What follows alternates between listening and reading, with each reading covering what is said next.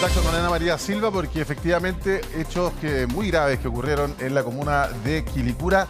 Todo esto relacionado con un tema que acá revisamos la semana pasada.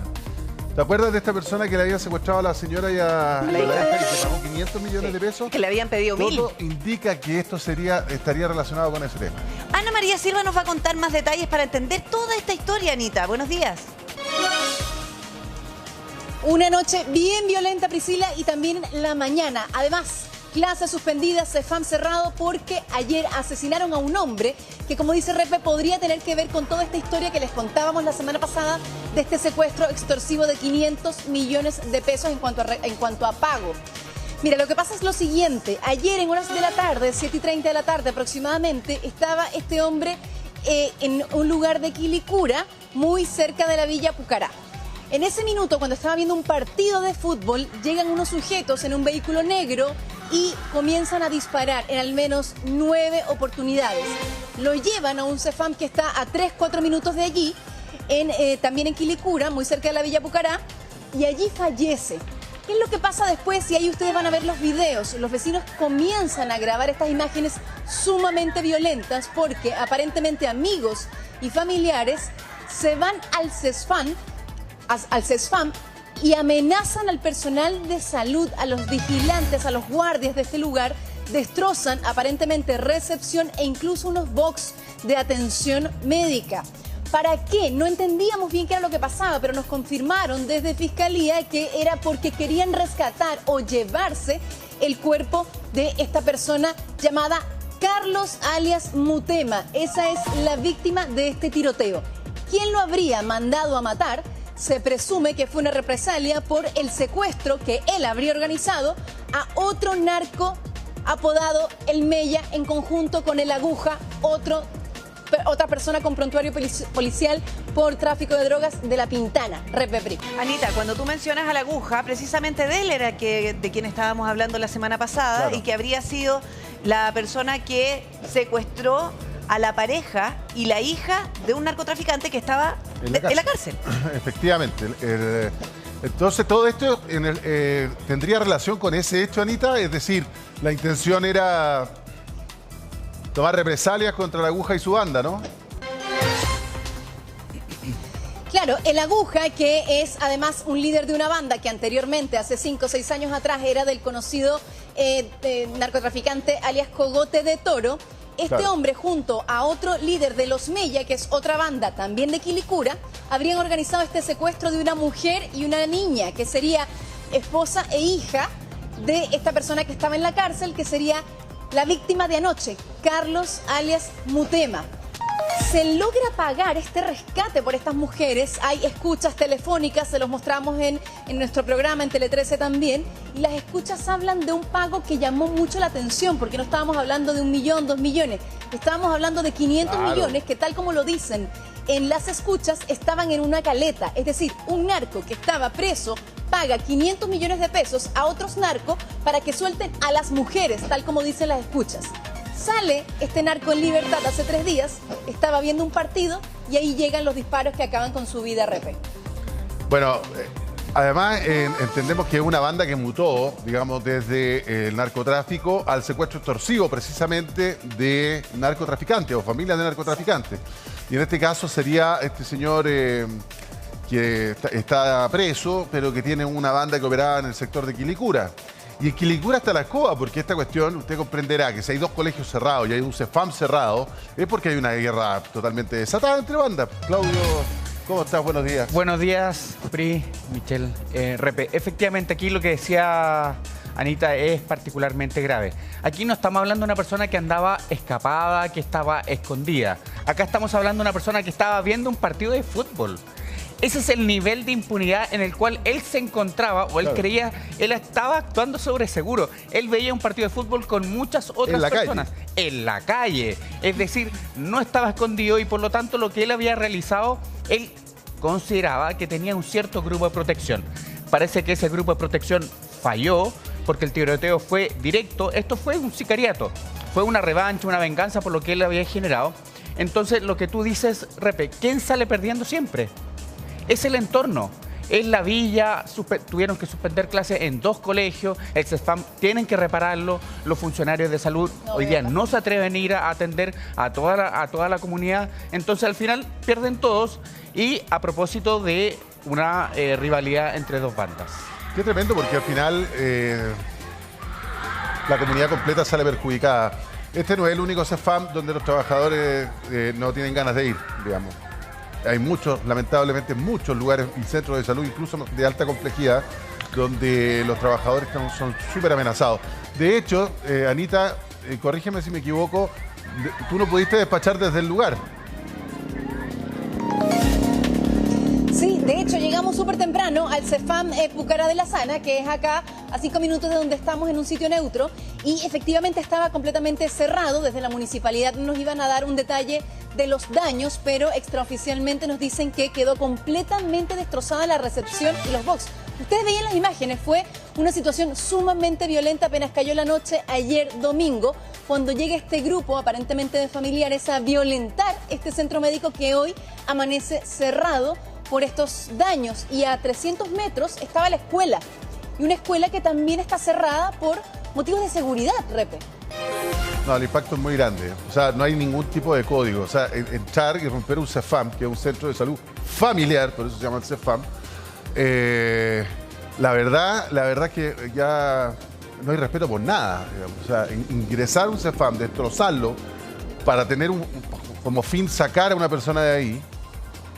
Es que, Repe, es el peor de los mundos, porque la hipótesis que se maneja en la Fiscalía a propósito de esto es que los familiares querían rescatar el cuerpo sin vida. para que... Cuerpo sin vida. ¿Sí? Para que la banda rival no se llevara el cuerpo de la persona sin vida y lo utilizara como un amuleto, ojo, así de cruel. ¡Qué horror! Qué horror. Lo usaran de amuleto para que la banda de la persona que había sido asesinada lo tuviera como escarmiento. Por eso los familiares fueron a rescatar el cuerpo sin vida de la persona. Estamos hablando de ese nivel de criminalidad, ese nivel de crueldad. Acabar con la vida del individuo, sino que además es usarlo como trofeo, básicamente. Así es. Esa es la idea. Y por eso las personas y los familiares, ahí Anita, no sé si tú tienes más información, los familiares querían rescatar el cuerpo sin vida de la persona, sabiendo que ya estaba muerto, pero querían evitar que la banda rival lo tomara. Pero hay otra cosa también, Claudio, que probablemente, más allá de que a lo mejor ellos pensaron que la banda rival lo iba a tomar y lo podía usar como trofeo, que por supuesto ya es creíble dentro de tanta cosa que hemos escuchado, pero también aquí se le realiza un peritaje al cuerpo. Y ahí se encuentran las balas y se realiza también una trazabilidad en las balas. No, ese cuerpo tiene que ir al servicio médico legal, por lo tanto perdonen la palabra que voy a utilizar, pero es una cadena de custodia, porque es a propósito del delito que se comete. Importa saber cuál es la causa de muerte, cuáles eran las balas. O sea, tienen que recuperar esas balas para saber de dónde salió el arma percutada y poder hacer, ya lo hemos visto en otro tipo de delito, una secuencia. A lo mejor esas balas pertenecen a una arma de fuego que fue utilizada en otros delitos. Ahora, las vainillas también sirven para eso. No necesariamente el plomo mismo, pero ¿cómo se llama? La situación es realmente insólita. O sea, Anita, ustedes también lo amenazaron cuando llegaron al lugar, ¿no? Sí, eso les iba a comentar también, que como nosotros estábamos esperando para despachar, no había policía, no había seguridad ciudadana. Aparentemente estarían llegando en este minuto, pero nosotros tuvimos que salir de allí porque llegó un grupo grande, aparentemente de familiares, que amenazaron con romper las cámaras o romper los vidrios de las camionetas si nosotros empezábamos a despachar.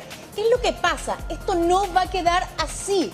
Hay circulando en redes sociales amenazas sobre las represalias que va a tomar o que podría tomar los partidarios de la banda o familiares, claro, de esta persona que fue asesinada ayer, de Carlos Mutema. Y además, ese señor, Carlos Mutema, un hombre joven de unos 40 años, es padre de un reggaetonero bien conocido, que ha hecho distintos eventos, que está de hecho en Estados Unidos grabando con figuras del espectáculo como Anuel, y que acá se ha codeado con otras figuras del espectáculo, del reggaetón, de la música urbana, y con personas de la farándula también, Repe. O sea, que bueno... qué comentar al respecto, pero seguramente mucha gente en el... A ver, no quiero meter a todos en el mismo saco, pero es sabido que hay ciertos sectores de la música urbana que están bastante vinculados con algunas estructuras, digamos, criminales.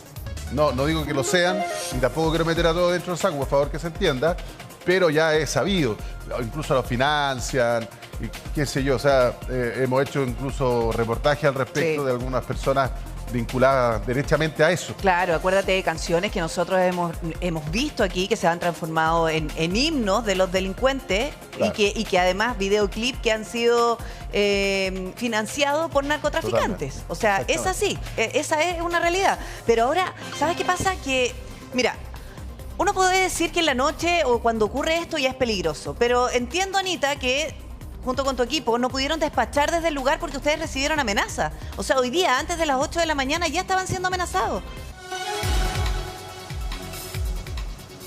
Claro, así mismo, cuando estábamos con el equipo y habían otros medios también, habían personas de la radio, de otros canales, y no importó ni siquiera el grupo que estábamos allí, sino que las personas llegaron a amenazar directamente. Los vecinos, las ventanas cerradas, las puertas cerradas, no quieren dar declaraciones, no quieren conversar con nosotros, porque todo ocurre en la misma zona. Nosotros estábamos frente al CESFAM, esperando ver los daños o recibir alguna declaración, digamos, oficial de la Municipalidad de Quilicura, que nos estaba por enviar el tema del detalle de los daños, y haciendo el match con el GPS, el tiroteo fue atrás de la calle donde estábamos. La calle, además, en donde vivía esta persona, estaba completamente cerrada. Una calle con muchísimos murales, habían personas vestidos con ropa del equipo de fútbol de la Universidad de Chile. Y ayer también hubo amenazas. La misma policía les advirtió a los periodistas: no vengan porque el sitio está muy peligroso. Nosotros les mandamos las imágenes, dijo Fiscalía Eco, quiero decir.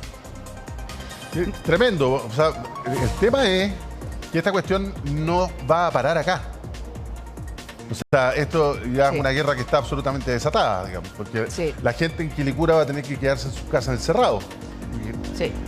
O sea, salir en ese sector al menos va a ser un riesgo permanente de que te quedes a mitad del fuego cruzado, digamos. Es que este puede ser el inicio de esa batalla campal. Por eso también la suspensión de clases, por eso también yo me imagino el resguardo que se va a adoptar con el mismo CESFAM. Cuando hablamos del CESFAM, hablamos de una estructura crítica que necesita la comunidad. Y además hablamos de funcionarios que hoy día tienen miedo de ir a trabajar, y con toda razón. Porque además funcionarios que son atacados porque no los atienden, porque no atienden a los delincuentes, o porque se demoran, o porque sí los atienden y la banda rival quiere impedir que los atiendan. Pero resulta que ahora lo que estaban ellos expuestos era que querían rescatar el cuerpo de una persona que había muerto. Entonces los atacan porque sí, porque no. Y una situación que además, mira, imagínate el nivel de estrés de esos trabajadores que de forma permanente, y aquí quiero aprovechar de conversar con el doctor Ugarte, tienen que hacer su trabajo, doctor. Es terrible. La verdad es que es muy complejo porque el Estado se hace presente en diversos lugares a través de salud y de educación. Básicamente CESFAM y colegio. Y cuando existen este tipo de problemas, antes había como una ley de AMPA que no se tocaba a ciertos códigos. Ciertos códigos, ¿no es cierto? Y los servicios de salud podían ser útiles porque en el momento de que alguien resultaba herido le podían salvar la vida. Pero hoy en día eso no existe. Entonces los funcionarios pueden ser rehenes de cualquiera de estas cosas o incluso recibir balaceras en las inmediaciones. Hay consultorios, hospitales que tienen impactos de bala. O han tenido que blindar. Efectivamente, entonces ya ha ido cambiando el grado de estrés de ir al trabajo y no saber qué va a pasar, ha ido aumentando y esto no solo afecta a los servicios de salud, ojo, que también puede afectar a los colegios y por eso suspenden las clases preventivamente. Entonces, esto es muy, muy complicado porque si hay alguien enfermo en las inmediaciones va a necesitar la atención. Hoy día no la tienen. Hoy y quizás día no por la cuántos tienen. días no. No, y entregan- Hoy día quizá hay una persona enferma que se ha arrestado de ir al CESFAM precisamente porque no puede, porque no tiene miedo, porque no están atendiendo. Porque, Entonces además, finalmente se vulneran los derechos de las Hay personas. mucha gente afectada, no solamente el circunstancial enfermo, hay enfermos crónicos que van a buscar remedios, o sea, gente de la tercera edad que necesita ir a sus controles, pero además los centros de salud familiar son infraestructura crítica, como dices tú, y acá obviamente tiene que llegar el Estado a poner orden. Es que ¿cuántas ¿Cómo veces no más se tiene que puede pasar? garantizar? Yo me imagino que el ministro Cordero estará preocupado de esta cuestión, porque ¿cómo es posible que se suspendan clases en dos colegios y un CEFAM cerrado porque nadie controla las balaceras ahí? Pero, Repe, por favor les pido que hagamos memoria. ¿Hace cuántos años, yo creo que es una década, Emilio Sutherland estuvo en la comuna de Quilicura? ¿Se acuerdan el programa En su propia trampa? Donde estaba entre bandas rivales, los vecinos no se atrevían a salir. Y él fue testigo de eso. Estamos hablando de una comuna que no tiene hoy día, no tiene ayer el problema de bandas rivales. Lo tiene hace más de una década. Entonces, ¿qué pasa? Al final esas personas están absolutamente capturadas porque no pueden salir de ahí. Les afectan las rutinas más básicas como ir a comprar el pan a la esquina. No se atreven a llevar a sus niños al colegio. Entonces, ¿qué pasa? Esa no es calidad de vida. Lo hemos visto en Puente Alto, lo hemos visto en San Joaquín, donde a propósito de este tipo de balacera, los CESFAM tienen que cerrar. Sí o sí. ¿Sabes qué pasa? Que una cosa es vivir con miedo, pero hay personas hoy día que están viviendo con pánico, que dejan de hacer sus vidas y se quedan encerrados por pánico a morir. Porque se pueden encontrar en medio de una balacera, porque puede estar esperando que la atiendan en el CESFAM y de repente empiezan a disparar. Porque lo que vimos anoche, perfectamente nosotros podemos hacer la lectura, porque además hay que entender el contexto de que se ha desatado una guerra ahí, entre bandas rivales. O sea, a lo mejor este es el inicio de esa venganza. Estamos hablando de un delincuente que fue capaz de pagar 500 millones de pesos porque le secuestraron a dos familiares. Entonces hoy día probablemente estamos hablando de esa venganza por haber secuestrado a los familiares. No lo hizo solo. Eso no fue una persona. Entonces aquí podrían empezar a caer más y eso puede pasar en cualquier momento y en cualquier lugar. Pero si lo decía Anita, si ya van a tomar represalia por la muerte de ayer. O sea, y esto no va a parar. Va a ser de ida y vuelta. Y se van a buscar. Entonces la gente en Quilicura queda al medio. Quilicura es una comuna, recordemos lo que ha sido históricamente Quilicura. Es una comuna que en algún minuto el Estado como que la separó de Santiago. ¿Se acuerdan lo que era entrar a Quilicura? Así es. La gente que vivía en Quilicura, lo difícil que era llegar a sus casas. Completamente aislada. Sí. O sea, el metro lo pusieron afuera. Después le dijeron, oye, ya, pero ¿y nosotros cuándo? Pues, viejo? Claro. Y les tuvieron que hacer una línea de metro para que entrara a Quilicura. O sea, per se la estaban excluyendo a Quilicura. Quilicura tiene la complejidad que está entre dos autopistas que son que te dan mucha circulación y que le han complicado, que le han generado un aislamiento a Quilicura, básicamente. Una separación. Vespucio, ¿no es cierto? Autopista central por acá. Está detrás de un cordón industrial. Exactamente. Sí. Entonces, como que en algún minuto, oye, los mismos vecinos y las autoridades comunales tuvieron que patalear para que les metieran el metro adentro. Entonces, ¿qué? El Estado acá no se puede hacer el gil. Yo insisto, ¿quién va a mandar ahí? ¿Va a mandar el Estado de Chile o van a mandar los narcos y la gente se tiene que esconder? ¿Vamos a permitir eso? Yo no entiendo que hoy día no haya nadie allá, Anita. Tú dijiste que fuiste allá y no había ni un patrullero municipal, que bueno, por supuesto tampoco tienen mucho pito que tocar, digamos, desde el punto de vista de que tienen súper limitada su rango de acción, pero no había nadie. Hoy día en la mañana la gente salió a caminar. Sí, su rango de acción y su o defensa. tratando de irse a la No había nadie. De Nadie. hecho, no había ni siquiera personas caminando. Vecinos, como te decía, le decían a Porque Oscar, están nuestro escondidos. productor, que no querían hablar. Incluso ayer se generó una confusión no menor, que también nos hemos acostumbrado a escuchar esto en algunos barrios. Ayer al principio, cuando se vio todo este alboroto afuera del CESFAM, decían, lo vinieron a rematar. La gente no sabía quién era, No si sabía era un qué narco, pasaba. si no era un narco, pero se sabía que era un tema delincuencial, claro, que era un ajuste de cuentas por los gritos, por las personas, por la forma de llegar de las personas al CESFAM. Y la primera información que a nosotros nos llega, estábamos de turno ayer, es lo vinieron a rematar. Y es algo que también lo escuchamos muchísimo, que de repente ¿Sí? hay un ajuste de cuentas, queda medio vivo y van a los CEFAM y disparan para rematar a esta persona. Después nos informaron que no, que eran familiares que querían rescatar el cuerpo, pero tampoco deja de sorprender, Pri. Mira, una cosa es lo que ocurrió ayer y que por supuesto también se puede ligar a lo que conversábamos la semana pasada con el secuestro del pago de 500 millones, Anita. ¿Cómo hacemos esa conexión? Claro, es bien importante para que las personas entiendan. La víctima de ayer es un hombre de unos 40 años que se llama Carlos, le dicen el Mutema. Y esta persona habría actuado en conjunto con el Aguja, otra banda de La Pintana, una persona que había enfrentado a la justicia, salió, lo volvieron a detener. Ellos dos se habrían puesto de acuerdo para coordinar un secuestro extorsivo, un secuestro de las mujeres, relación podría ser esposa e hija de otro narco, conocido como el Mella, de la banda Los Mella. Esta persona paga el rescate de 500 millones de pesos a la gente de la Aguja, un monto que a las mismas policías dejó con la boca abierta, porque era mucha plata de la que estamos hablando para un rescate de un narco que diga, sí, en la caleta tengo 500, pero no tengo 1000, exactamente, Repe. Entonces, cuando se paga este secuestro desde la cárcel, todo esto, esta persona sale en libertad. Y allí lo matan porque habría tenido algo que ver con este secuestro coordinado con el Aguja. Ahora, es insólita esta cuestión. Y yo te digo una cuestión. Mira, ¿se acuerdan ustedes una vez la alcaldesa de La Pintana advirtió, Claudia Pizarro, claro, advirtió que es un hecho de sangre y dijo, esto vamos a tener en 2 semanas más, más gente muerta? Sí, me acuerdo. Por favor, hagamos algo para evitar esto. Bueno, es muy probable que acá se cumpla eso. De aquí a lo que queda de semana o 2 semanas más, vamos a ver otro hecho de sangre en Quilicura. Oye, si aquí no alcanzó a pasar una semana. Y además que era de sentido común. Si había una persona que además continúa con sus nexos o su negocio activo, que fueron capaces de reunir 500 millones de pesos y pagar un rescate, también eran los mismos que estaban dispuestos a cobrar venganza. Pues si siguen funcionando. Es que la dificultad es lo que tú dices, Pri. Aquí, ¿cuándo se va a incorporar Gendarmería en la lucha contra el crimen organizado?